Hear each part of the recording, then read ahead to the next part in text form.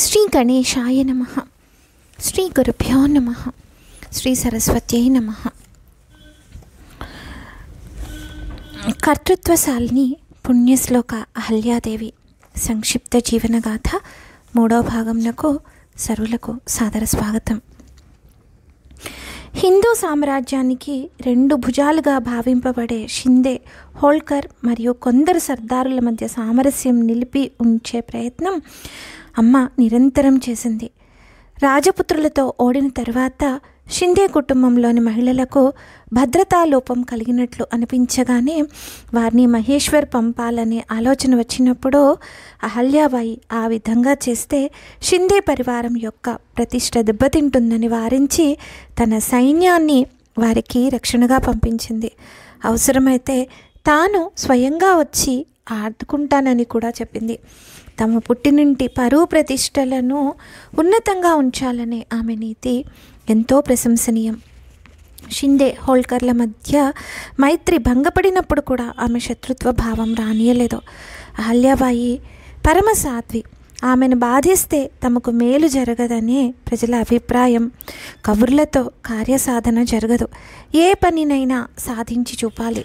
ఇహలోకంలో కీర్తి, పరలోకంలో సద్గతి పొందేలా నడుచుకోవాలనేది ఆమె పద్ధతి. ఆమె పరమ శాంత స్వరూపిణి.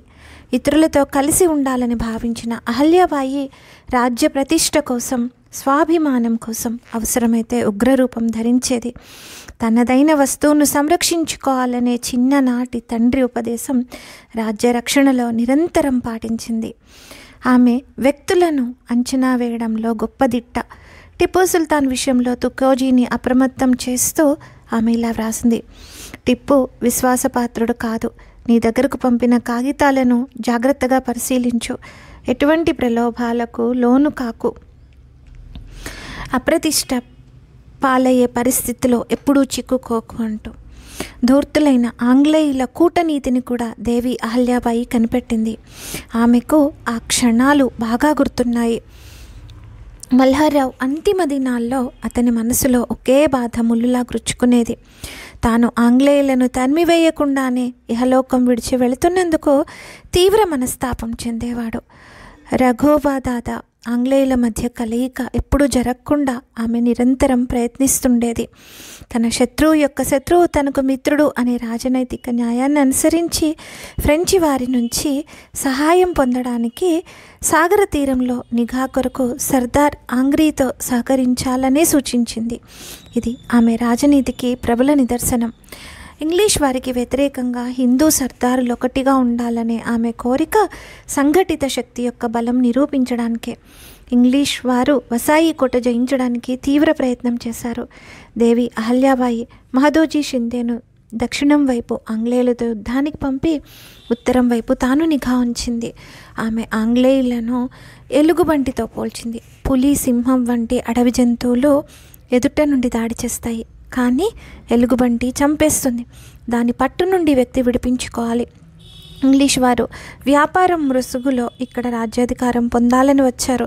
ఇది తెలుసుకొని అందరూ ఒక్క త్రాటి మీద నిల్చుని తెలివితో పనిచేయాలి అని హెచ్చరించింది. అదే సమయంలో షామ్రావుకు పంపిన లేఖలో వసయి జయించగానే ఆంగ్లేయులు ఘాటి ఎక్కి పైకి వస్తారు. అప్పుడు పూనా ఎలా రక్షించబడుతుంది? పూనా మన కేంద్ర స్థానం. అది సురక్షితంగా ఉంటేనే మీ యోజన సఫలీకృతమవుతుంది. లేకపోతే మీరు ఎన్ని యోజనలు చేసినా వ్యర్థమే.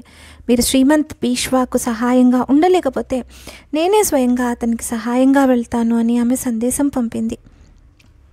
న్యాయ వ్యవస్థ. నేడు న్యాయాన్ని నడివీధిలో కొనవచ్చు, కానీ అహల్యాబాయి కాలం నాటి న్యాయ వ్యవస్థ ఆచరణీయమైనది. ఆమె అనుసరించిన న్యాయ వ్యవస్థ నిష్పక్షపాతంగా ఉండేది. ఆమె న్యాయ వ్యవస్థను వికేంద్రీకరణ చేసింది. పంచాయతీ తీర్పు సాధారణంగా అంతిమ తీర్పుగా ఉండేది. పై అధికారికి ఫిర్యాదులేమీ లేనంత వరకు ఆమె పంచాయతీ తీర్పుల్లో జోక్యం చేసుకునేది కాదు.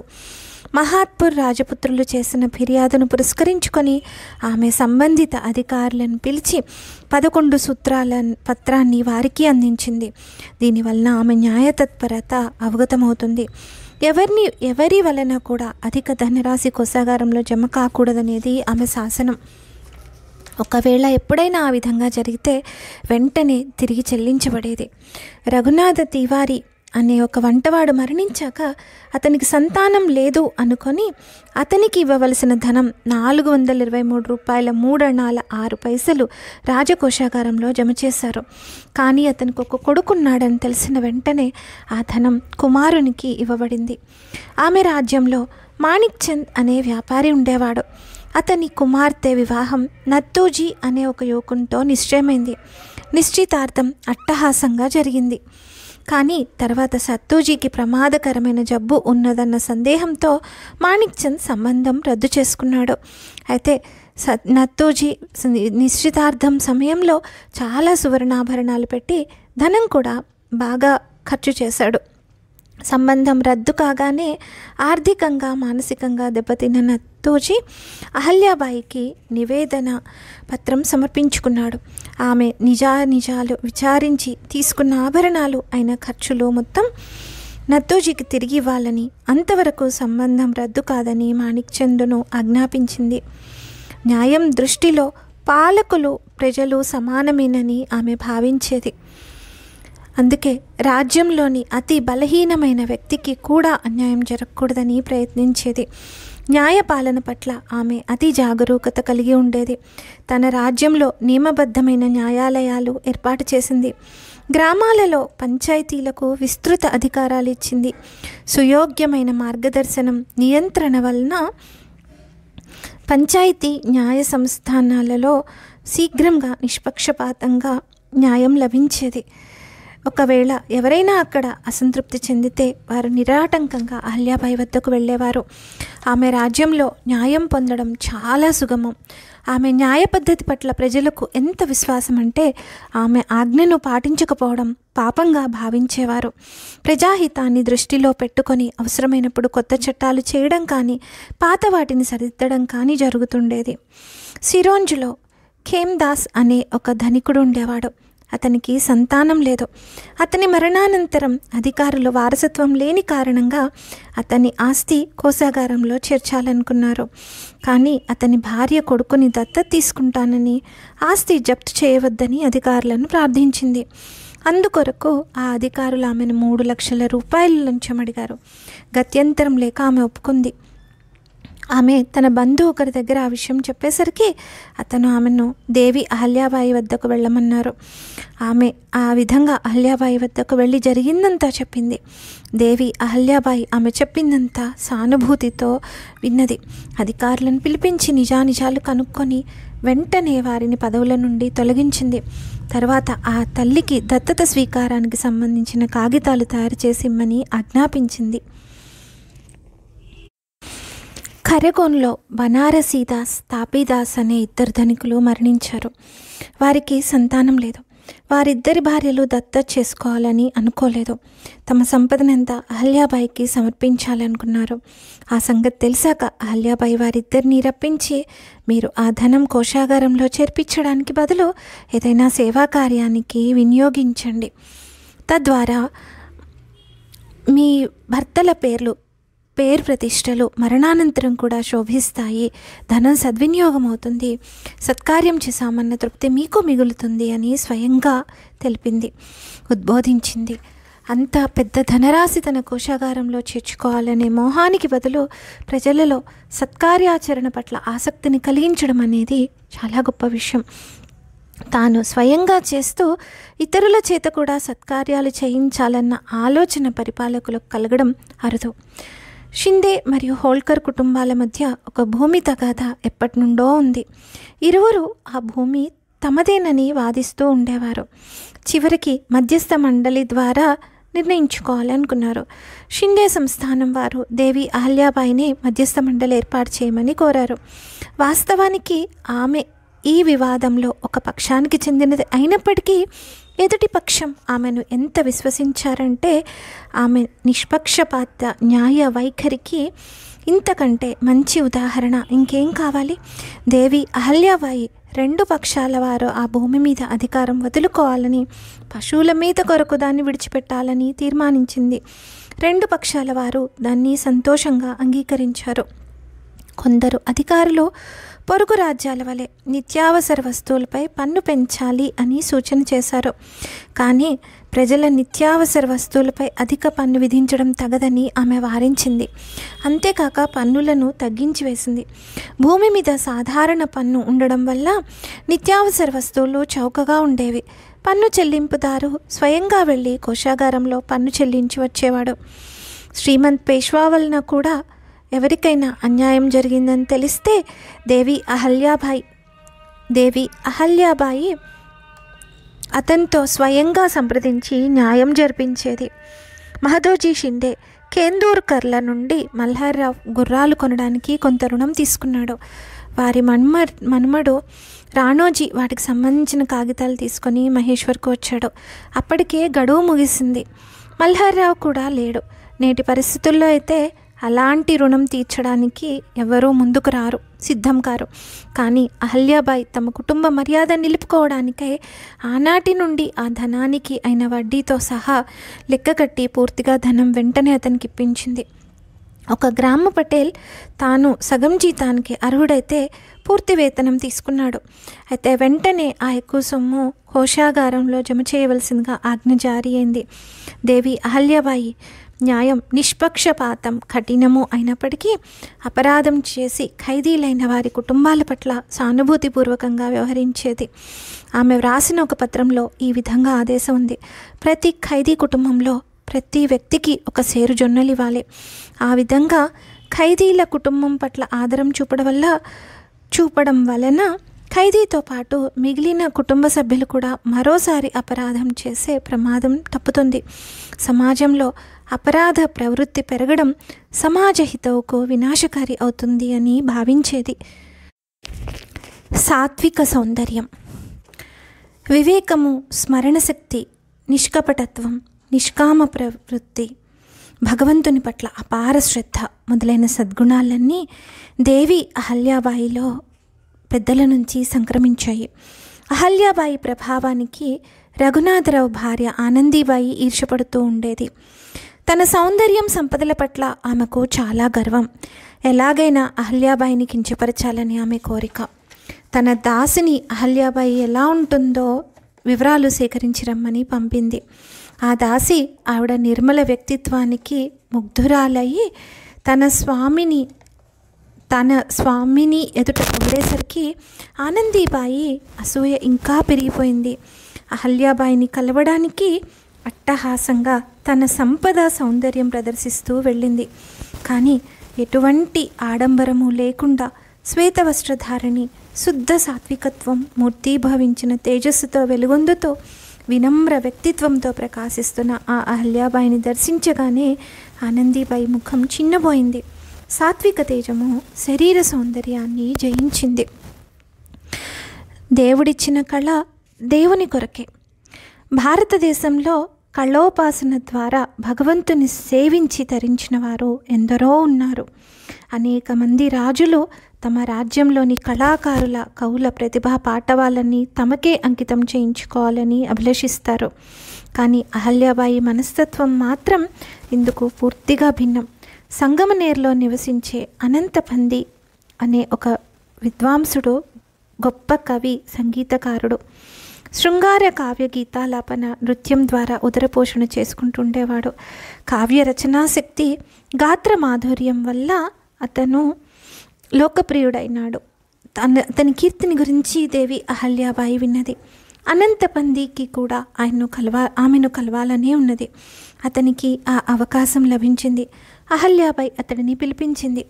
అతడు దర్బారులో నిలుచుని అభివాదనం చేసిన ధోరణిని బట్టి చూస్తే ఒట్టి గర్విష్టి అని అనిపించింది.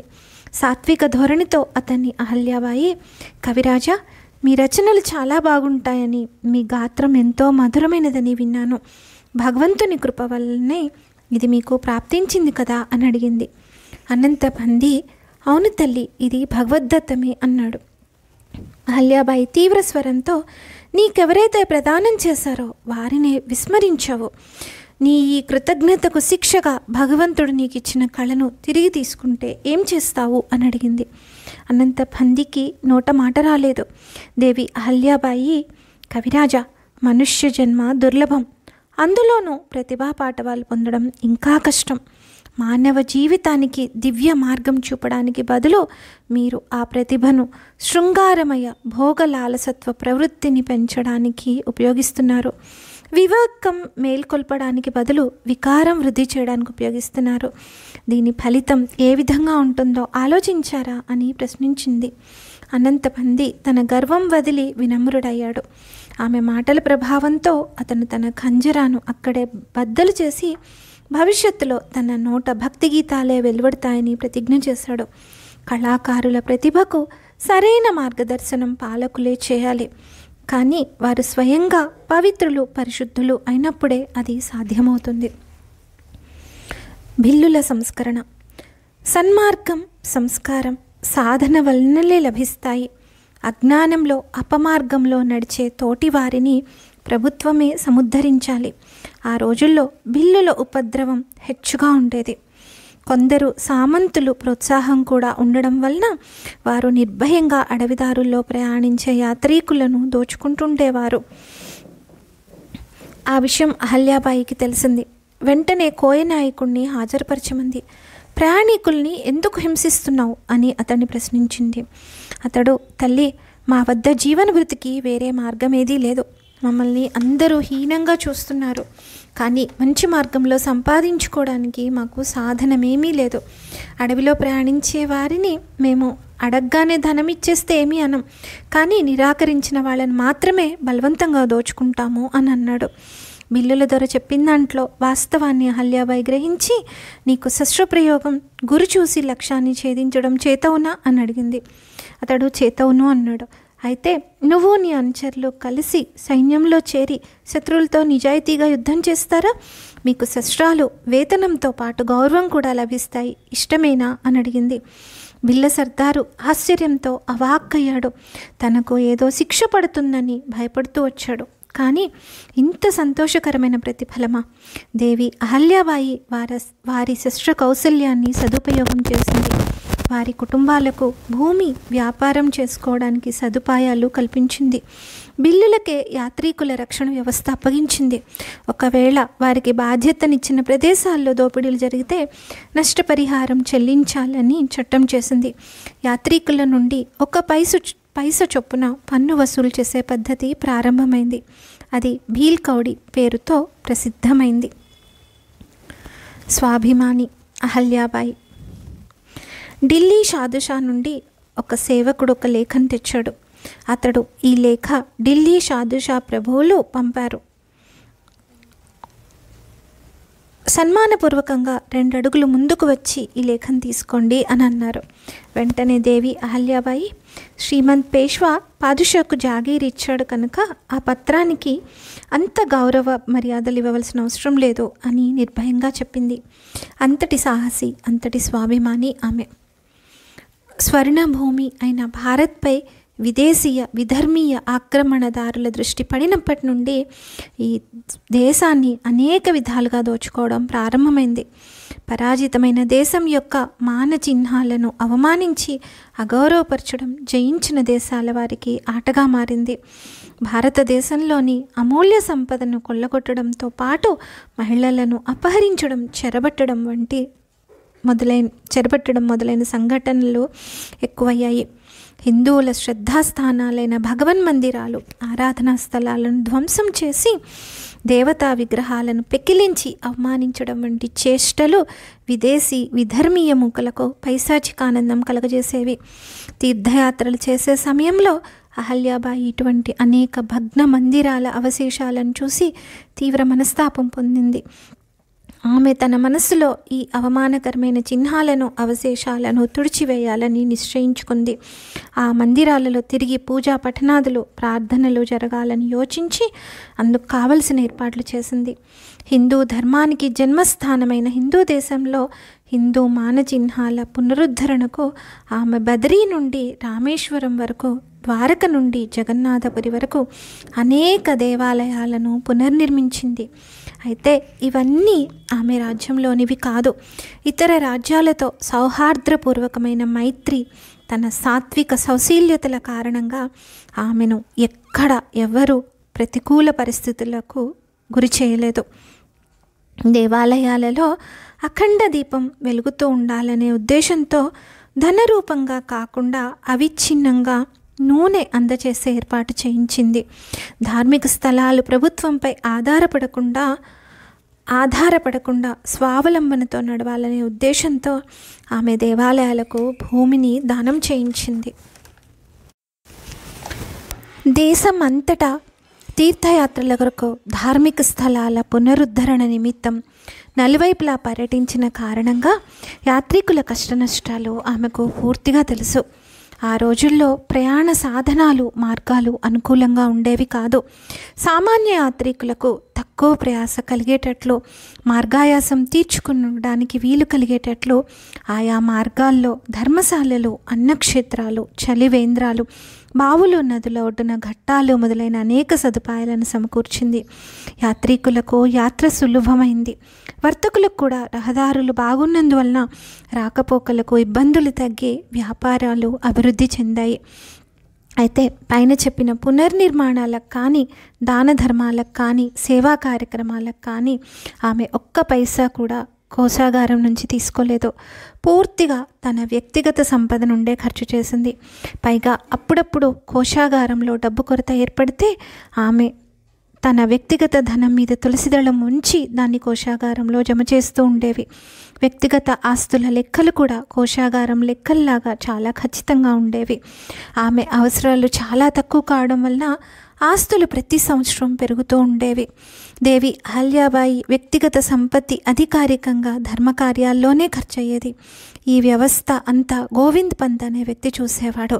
ధర్మశాలలు, అన్నసత్రాలు, ఘాట్లు వీటన్నిటికీ ప్రభుత్వ ఖజానా నుండి ధనం ఖర్చు కాలేదు. తన కొరకు ప్రభుత్వ ధనం ఎన్నడూ ఖర్చు కాకూడదు. ఆమె వ్యక్తిగత ధర్మానికంటే రాష్ట్ర ధర్మానికే అధిక ప్రాధాన్యత ఇచ్చేది. స్వంత సంపత్తి యొక్క వ్యయం ధర్మకార్యం కొరకు, ధర్మకార్యం లోకహితం కొరకు చేయడం ఆమె స్వభావం. అంతకుముందు ఎక్కడి ధర్మక్షేత్రాలకు అక్కడి రాజుల ఆశ్రయం లభించేది. కానీ అహల్యాబాయి ధార్మిక క్షేత్రాలకు రాష్ట్ర స్వరూపం ఇచ్చింది. రాజులు వేరు కావచ్చు, కానీ ధార్మికంగా, సాంస్కృతికంగా దేశమంతా ఒకటే అనే ఏకాత్మ స్వరూపాన్ని సాధించింది. ఆత్మస్థుతికి దూరంగా ఒక కవి ఆమె గుణగణాలను కీర్తిస్తూ ఒక రచన చేశాడు. తన కవిత్వాన్ని ఆమె మెచ్చుకుంటుందని అతని ఆశ. అందుకే వర్ణనలు చేసేటప్పుడు అధిక శ్రద్ధ వహించడం వలన ఆ కావ్యం అత్యంత మనోహరంగా తయారైంది. దేవి అహల్యాబాయి దర్బారుకు వెళ్ళి ఆ గ్రంథం ఆమె పాదాల వద్ద ఉంచాడు. సాధారణంగా స్తుతి, ప్రశంసలు ప్రతి ఒక్కరికి నచ్చుతాయి. కవిగారు కూడా అహల్యాబాయి సంతోషిస్తుందని ఎదురుచూస్తున్నాడు. అతని అంచనాను తారుమారు చేస్తూ, కవివర్య, నా వంటి క్షుద్ర వ్యక్తిని స్తుతించి మీరు మీ సమయాన్ని వ్యర్థం చేసుకుంటున్నారు. ఎవరైనా భగవంతుని ప్రస్తుతించాలి, మనుషుల్ని కాదు. భగవంతుణ్ణి స్తుతిస్తే అతను మీ పట్ల ప్రసన్నుడవుతాడు. మానవ మాతృల్ని స్తుతిస్తే వారు తమ ప్రశంస విని అహంకారపూరితులవుతారు. అహంకారం వలన జనులు సర్వనాశనమవుతారు అని హెచ్చరించి అతన్ని సన్మానించి పంపింది. కవిగారు సంతృప్తులై వెళ్ళిపోయారు. మర్నాడు ఉదయం నర్మదా నదిలో స్నానం చేయడానికి వెళ్తూ దాసితో ఆ గ్రంథం తీసుకురమ్మంది. బహుశా రాణిగారు ఆ శృతి గ్రంథం ఏకాంతంలో చదువుకుంటారు కాబోలు అని దాసి అనుకుంది. దేవి అహల్యాబాయి నీళ్లల్లో నిలబడి ఆ గ్రంథం అందుకుంది. దాన్ని చుట్టిన గుడ్డలో బరువు కొరకు రాళ్లు పెట్టింది. తర్వాత దానిని నర్మదా నదిలో ప్రవహింపజేసింది. నర్మదా నదీమ తల్లి తన పుత్రిక యొక్క గౌరవ గ్రంథాన్ని తన హృదయ ధారలో లీనం చేసుకుంది. అన్య పాలనా వ్యవస్థలు. తపాలా. క్రీస్తు శకం 1783లో దేవి అహల్యాబాయి మహేశ్వర్ నుండి పూణే వరకు తపాలా వ్యవస్థ నిర్వహణ బాధ్యత పదమసి నేన్సీ అనే కంపెనీకి అప్పగించింది. తపాలా నిర్ధారిత సమయంలోనే అందాలనే షరతు పెట్టింది. తపాలా తీసుకురావడం, తీసుకువెళ్ళడం కొరకు 20 జోడీలు ఉన్నాయి. సంకట పరిస్థితుల్లో సహాయం చేయడానికి అదనంగా ఒక జోడీ ఉంచింది. ప్రతి జోడీకి 204 రూపాయల సంవత్సర వేతనం ఇవ్వబడేది.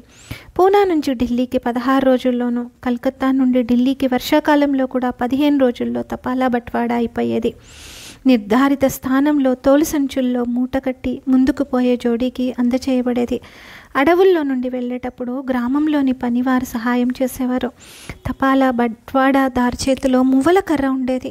అందువల్ల ఆ చప్పుడుకి అడవిలో జంతువులు పారిపోయేవి. అంతేకాక వీటి ద్వారా తపాలా అందుకోవాల్సిన జోడీకి వీరి రాక తెలిసేది. తపాలా తీసుకువెళ్లే వారికి అవరోధాలు కల్పిస్తే అది గొప్ప రాజకీయ నేరంగా పరిగణించబడేది. తపాలా అందించడంలో ఆలస్యం జరిగితే ప్రతిరోజుకు లెక్క చూసి ఆ ప్రకారం వారికి ఇవ్వవలసిన డబ్బులో తగ్గించేవారు. ఏదైనా హాని జరిగితే కంపెనీ నుండి నష్టపరిహారం తీసుకునేవారు. తపాలా వ్యవస్థ ఈ విధంగా సువ్యవస్థితంగా నడిచింది. గ్రంథాలయం. దేవి అహల్యాబాయి కాలంలో ముద్రణ తెలియని కారణంగా హస్తలిఖిత గ్రంథాలు అమూల్యంగా దుర్భరంగా ఉండేవి. సాధారణంగా అటువంటి హస్తలిఖిత గ్రంథాలు విద్వాంసుల మధ్య, విదాయ పోషకుల వద్ద, సంపన్నుల వద్ద, జమీందారులు, జాగీర్దారులు, రాజులు, మహారాజుల వద్ద ఉండేవి. షాహా మహారాజు పేష్వాల కాలంలో ఇటువంటి గ్రంథాలను సేకరించి ఉంచే ప్రయత్నం జరిగింది.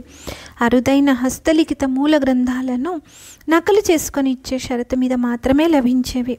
ఒక పేజీ ఇచ్చి అది వ్రాసుకొని తిరిగి ఇచ్చాక రెండవ పేజీ ఇచ్చేవారు. ఇటువంటి కాలంలో తన దర్బారులో నకలు వ్రాసేవారిని నియమించి అనేక గ్రంథాలను ఆమె సమీకరించింది. దానివలన పుస్తకాల సేకరణతో పాటు ఉత్తమ లేఖకులకు పని కూడా దొరికింది. హోల్కర్ షాహీ చరిత్రలో ఇటువంటి 88 గ్రంథాల సూచిక లభిస్తుంది. వృత్తులకు ప్రోత్సాహం. దేవి అహల్యాబాయి రాజ్యంలో సామాన్య వృత్తి కళాకారులందరిపైన దృష్టి ఉంచి వారికి అవసరమైన సౌకర్యాలు సమకూర్చబడేవి. నేత పని వారికి ప్రోత్సాహం ఇవ్వడానికి అన్నవస్త్రాదులు, ఉండడానికి ఇల్లు, వృత్తి కొరకు ధనము, తయారైన వస్త్రాలు అమ్మడానికి వ్యవస్థ, ఇవన్నీ సమకూర్చబడ్డాయి. ఎంతోమంది వ్యాపారులు ఆమె రాజ్యంలో స్థిరపడ్డారు. మహేశ్వర్లో రాజధాని ఏర్పాటు చేసినప్పుడు ఆమె అక్కడి గ్రామవాసులందరి సహకారం తీసుకొని పనిచేయించింది. ప్రాథమికమైన ధార్మిక విధి కూడా వారితో చేయించింది. తన రాజధాని సాంస్కృతిక దృష్టితో కూడా సమృద్ధం కావడానికి ప్రయత్నించింది. ఆమె రాజ్యంలో ఒక గ్రామం ప్రత్యేకంగా చిన్న చిన్న కంకర్రాళ్ళు కొట్టే పని ఎప్పుడూ చేస్తూ ఉండేది. ఎక్కడెక్కడి నిర్మాణాలకు కంకర్రాళ్ళు అక్కడి నుండి తరలి వెళ్తూ ఉండేవి. ఆ విధంగా వారికి నిరంతరం పని ఉండేది. అహల్యాబాయి గంగాజలం కావిళ్ళు ఏర్పాటు చేసింది. అవి నిర్ధారిత సమయంలో నిర్ధారిత స్థానాలకు చేరే నిరంతర వ్యవస్థను ఏర్పాటు చేసింది. అటువంటి 32 స్థానాల పేర్లు లభించాయి. కాశీ నుండి గంగాజలం కావిళ్ళు రామేశ్వరం వరకు కూడా అలాగే సువ్యవస్థితంగా వెళ్ళేవి. దేవి అహల్యాబాయి అనేక మంది విద్వాంసులకు, విద్యార్థులకు రాజాశ్రయం కలిగించింది. కొంతమంది విద్వాంసులను ఆమె సన్మానపూర్వకంగా మహేశ్వర్కు ఆహ్వానించింది. అందులో శాస్త్రం, వ్యాకరణం, పురాణం, కీర్తన, వేదాంతం, జ్యోతిషం, సంస్కృతం, వైద్యం, పౌరోహిత్యం మొదలైన విషయాలకు సంబంధించి సుమారు 20 మంది విద్వాంసుల గురించి వివరాలు లభిస్తాయి. ఈ విధంగా రాజకీయ, ధార్మిక, నీతి, న్యాయాల పరిరక్షణ విషయాలన్నింటిలోనూ రాణించిన అద్వితీయ చరిత్ర దేవి అహల్యాబాయిదే. కర్మయోగిని, రాజయోగిని. ధర్మపరాయణత్వం, పరధర్మ సహిష్ణుత ఎక్కడ ఉంటాయో అక్కడ రాజనీతి, చాతుర్యము ఉండవంటారు. అలాగే ఎక్కడ రాజనీతి కౌశల్యం, చాతుర్యం ఉంటాయో అక్కడ ధార్మిక వృత్తి, కర్తవ్య భావన కనిపించవంటారు. అలాగే ధైర్య పరాక్రమాలున్న చోట వినయం కనిపించదంటారు. అపరిమిత శక్తి వైభవాలున్న చోట శీలము, సాత్వికత దర్శనమివ్వవు అని అంటారు.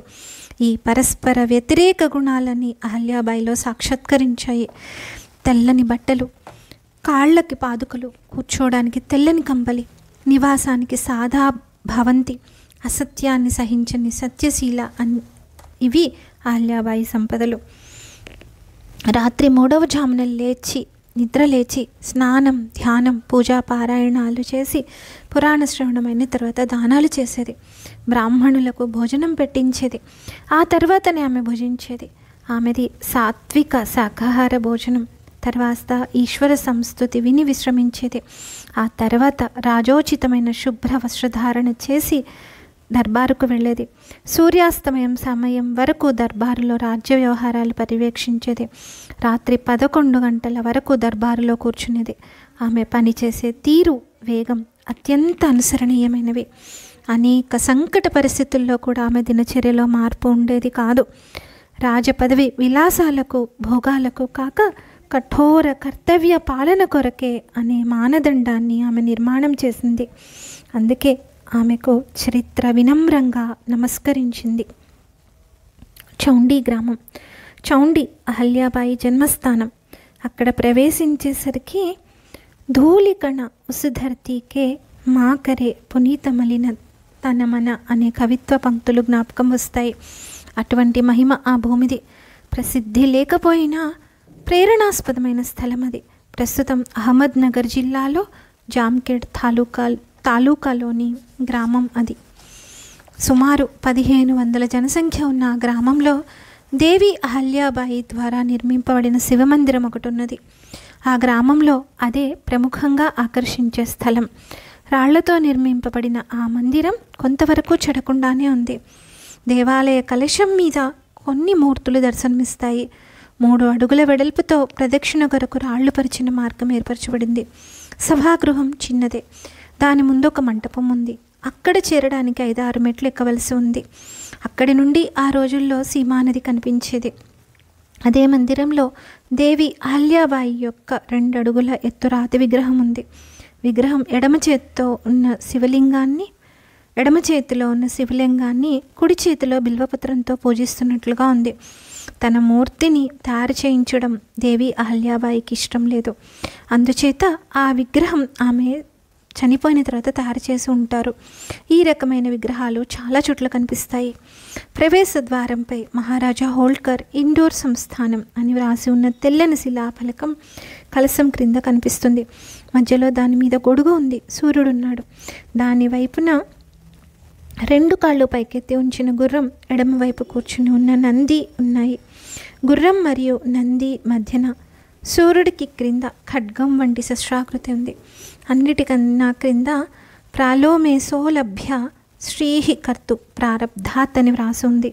బహుశా ఈ రాజ్యం సూర్యుని వలె శాశ్వతం మరియు తేజోవంతం. గుర్రం వలె శీఘ్రగతి కలిగింది. నంది వలె కృషి చేసేది. నిత్య శస్త్ర సంసద్ధత వంటి వాటికి ప్రతీక అయి ఉండాలి. మందిరానికి కుడివైపున ఒక రాతి శివమందిరం ఉంది.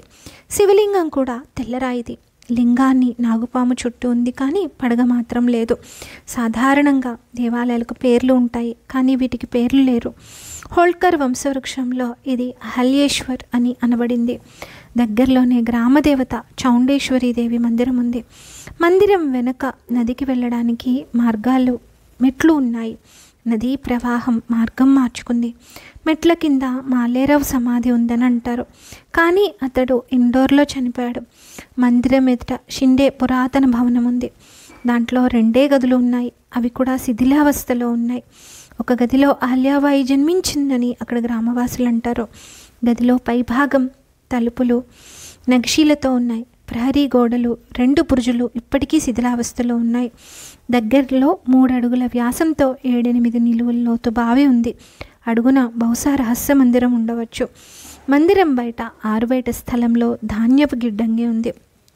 అందులో నుండి ప్రతిరోజు పక్షులకు ఆహారం వేయబడేది. మందిరం బయట పెద్ద మైదానం ఉంది. అక్కడ గ్రామ కార్యక్రమాలన్నీ నడుస్తూ ఉండేవి. ఈ భూమి యొక్క స్పర్శతో మనస్సు పులకరిస్తుంది. కానీ అందరికీ ప్రేరణనివ్వగల ఒక భవ్యమైన స్మారకం అక్కడ నిర్మించబడాలి. చాలామందికి దేవి అహల్యాబాయి యొక్క కర్తృత్వం గురించి ఏమాత్రం తెలియదు. తెలియచెప్పే వ్యవస్థ కూడా అక్కడ లేదు. దేవి అహల్యాబాయి స్మారకాన్ని గురించి ప్రభుత్వమే కాక స్వయంగా పౌరులు కూడా శ్రద్ధాసక్తులతో పూనుకుంటారని విశ్వసిద్దాము.